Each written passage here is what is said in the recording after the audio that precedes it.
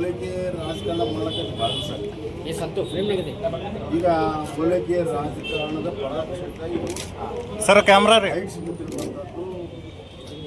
ಈಗ ಅವರಿಗೆ ಬಡ್ಡಿ ಮನ್ನಾ ಮಾಡೋದ್ರಿಗೆ ಏನು ತೊಂದರೆ ಇಲ್ಲ, ಆದರೆ ಹಿಂದುಳಿದವ್ರಿಗೆ ಬಡ್ಡಿ ಮನ್ನಾ ಮಾಡಬೇಕು, ಎಸ್ಟಿಗೂ ಮಾಡಬೇಕು, ರೈತರಿಗೆ ಮಾಡಬೇಕು, ಎಲ್ಲರಿಗೂ ಮಾಡಬೇಕಾಗುತ್ತೆ. ಯಾಕಂದ್ರೆ ಎಲ್ಲರೂ ಕೂಡ ಸಂಕಷ್ಟದಲ್ಲಿದ್ದಾರೆ. ರೈತರು ಅತಿ ಹೆಚ್ಚು ಆತ್ಮಹತ್ಯೆ ಕರ್ನಾಟಕದಲ್ಲಿ ಆಗ್ತಾಯಿದೆ.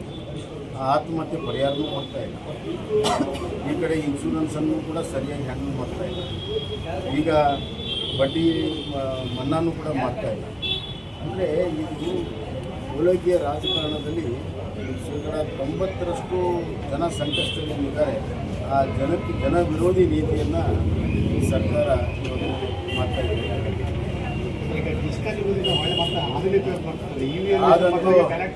ಆದಂತೂ ನಿಜವಾಗ್ಲೂ ಕೂಡ ಅತ್ಯಂತ ಪ್ರಗತಿಪರವಾಗಿರುವಂಥ ನಾಡು ಕನ್ನಡ.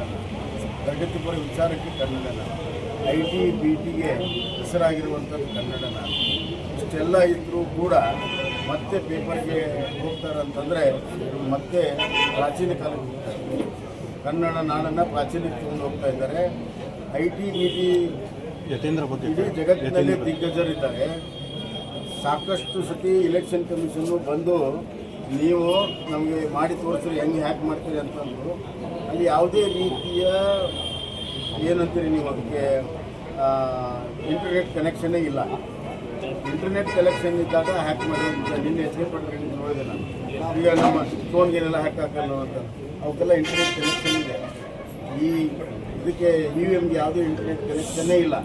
ಇಂಟರ್ನೆಟ್ ಕನೆಕ್ಷನ್ ಇಲ್ಲದಿರುವಂಥ ಸಂದರ್ಭದಲ್ಲಿ ಹ್ಯಾಕ್ ಆಗೋದು ಎಷ್ಟರ ಮಟ್ಟಿಗೆ ಸಾಧ್ಯ. ಮತ್ತು ಸುಮಾರು 10 ಸತಿಗಿಂತ ಹೆಚ್ಚು ಇಲೆಕ್ಷನ್ ಕಮಿಷನ್ಗೆ ಅವಕಾಶ ಕೊಟ್ಟಿದೆ. ಕಾಂಗ್ರೆಸ್ ಪಾರ್ಟಿ ಭಾಗವಹಿಸೋದೇ ಇಲ್ಲ, ಹೊರಗೆ ನಿಂತು ಮಾತಾಡ್ತಾರೆ.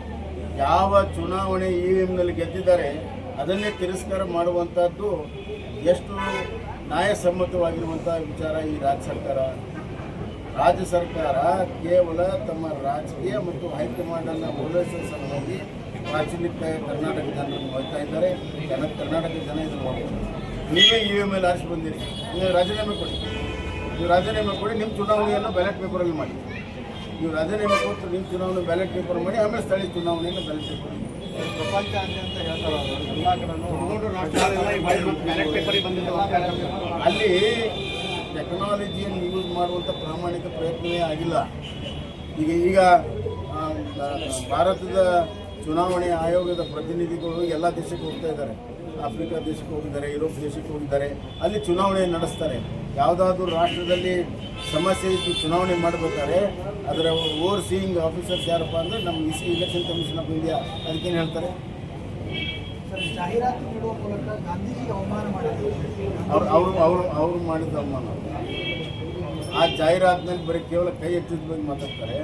ಇವರು ಭ್ರಷ್ಟಾಚಾರ ಮತ್ತು ಇವರು ಗಾಂಧೀಜಿಯ ಮೌಲ್ಯಗಳನ್ನು ಎಷ್ಟು ಪಾತಾಳಕ್ಕೆ ತೆಗೆದುಕೊಂಡು ಹೋಗಿದ್ದಾರೆ ಅಂದರೆ ಅಹಿಂಸೆಯ ಒಂದು ನಂಬಿಕೆ ಇರುವಂಥ ಗಾಂಧೀಜಿ ಬೇಜಾರಾಗಿದ್ದಾರೆ ಇದ್ರ ಬಗ್ಗೆ ಅನ್ನೋದನ್ನು ತೋರಿಸಬೇಕು. ಅದು ನಿರಂತರವಾಗಿ ನಡೀತಾ ಇದೆ. ನನ್ನ ಪ್ರಕಾರ ಯತೀಂದ್ರವರು ಮತ್ತೆ ನಮ್ಮ ಅಪ್ಪ CM 5 ವರ್ಷ ಅಂತ ಅದು ಯಾಕೆ ಹೇಳ್ತಾರೋ ಗೊತ್ತಿಲ್ಲ ನನಗೆ. ಆದರೆ ಸಿದ್ದರಾಮಯ್ಯ ಅವರು ಸ್ಪಷ್ಟವಾಗಿ ನಾನೇ 5 ವರ್ಷ CM ಅಂತ ಹಲವಾರು ಬಾರಿ ಹೇಳಿದರೂ ಕೂಡ ಅವ್ರ ಮಗನ ಸರ್ಟಿಫಿಕೇಟ್ ಕೊಡ್ತಾರೆ. ಅವ್ರು ಹೇಳ್ತಾರೆ ನಾನು 5 ವರ್ಷ CM ಅಂತ, ಮತ್ತೊಮ್ಮೆ ಹೇಳ್ತಾರೆ ಹೈಕಮಾಂಡ್ ಮಾತು ಕೇಳ್ತೀನಿ ಅಂತ. ಅವರಲ್ಲೇ ಗೊಂದಲ ಇದೆ.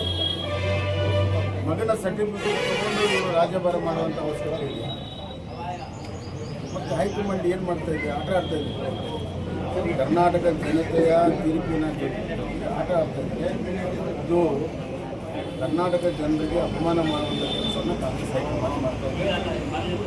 ಈ ನಾಟಕವನ್ನು ಕೂಡಲೇ ಬಂದ್ ಮಾಡಿ ಕರ್ನಾಟಕದ ಅಭಿವೃದ್ಧಿಗೆ ಎಲ್ಲರೂ ಸೇರಿ ಕೆಲಸ ಮಾಡಬೇಕು. ಇಲ್ಲದಿದ್ದರೆ ನಾನು ಸಿದ್ದರಾಮಯ್ಯವರಿಗೆ ಮತ್ತು ಸಪೋರ್ಟ್ ಹೇಳ್ತಿದ್ದೀನಿ.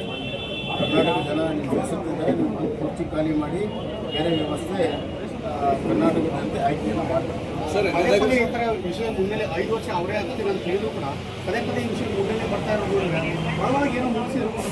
ಅಲ್ಲ, ಖಂಡಿತ ಇದೆ. ಅದರಲ್ಲಿ ಮತ್ತೆ ಒಳಗೆ ಬಹಿರಂಗವಾಗಿ ಸರ್, ಗದಗದಲ್ಲಿ ಕೇಂದ್ರೀಯ ವಿದ್ಯಾಲಯ ಗದಗದಲ್ಲಿ ಈ ವರ್ಷ ನಾನು ಮಾತಾಡಿದ್ದೀನಿ, ನಮ್ಮ HR&D ಮಿನಿಸ್ಟರು ಜೊತೆಗೆ ಮಾತನಾಡಿದ್ದೀನಿ. ಜಾಗದ ಒಂದು ಇದನ್ನು ಕ್ಲಿಯರ್ ಮಾಡಿ ಕಳಿಸಿದರೆ ಬರುವಂಥ ಶೈಕ್ಷಣಿಕ ವರ್ಷದಲ್ಲಿ ಕೇಂದ್ರೀಯ ವಿದ್ಯಾಲಯವನ್ನು ನಾವು ಮಾಡ್ತೀವಿ. ಸರಿ, ಉತ್ಖನನ ನಡೀತಾ ಇದೆ, ಇದ್ರ ಬಗ್ಗೆ ಏನು ಹೇಳಕ್ಕೆ ಇಷ್ಟಪಡ್ತೀರಿ? ಉತ್ಖನನ ಈ ಹಿಂದೂ ಕೂಡ ನಡೆದಿದ್ದರಿಂದಲೇ ಅಷ್ಟೊಂದು ಭಾಳ ಪ್ರಸಿದ್ಧವಾಗಿದೆ. ಈಗೂ ಕೂಡ ಉತ್ಖನನ ನಡೀತಾ ಇದೆ.